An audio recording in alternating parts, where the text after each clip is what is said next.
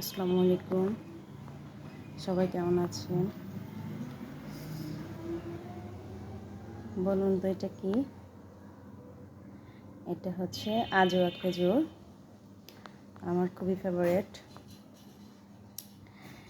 এবং এই খেজুর যদি কেউ নিয়ত করে পশ্চিম দিকে ঘুরে খায় তাহলে তার মনের আশা পূরণ হয়। এবং 7টা খেজুর যদি প্রতিদিন সকালে খাওয়া যায় তাহলে ওই দিন যদি সাপে ওই ব্যক্তিকে কামড় দেয়, আল্লাহর রহমতে সাপের বিষ এমনিতে নেমে যাবে, তার সাপে কামড়ও দেবে না। এত ফজিলত এই খেজুরের ভিতরে।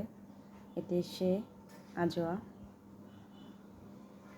খেজুরটা দেখতে একদম কালো, কিন্তু খেতে খুবই মজা। একটা খেয়ে দেখি।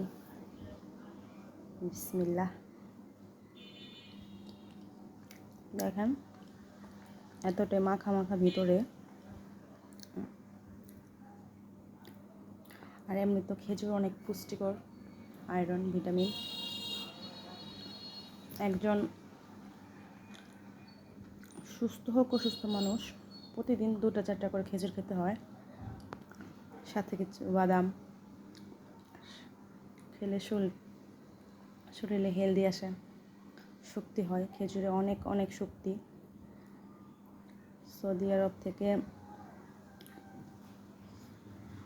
প্রচুর খেজুর। আজকের জন্য এটুকুই। আল্লাহ হাফেজ।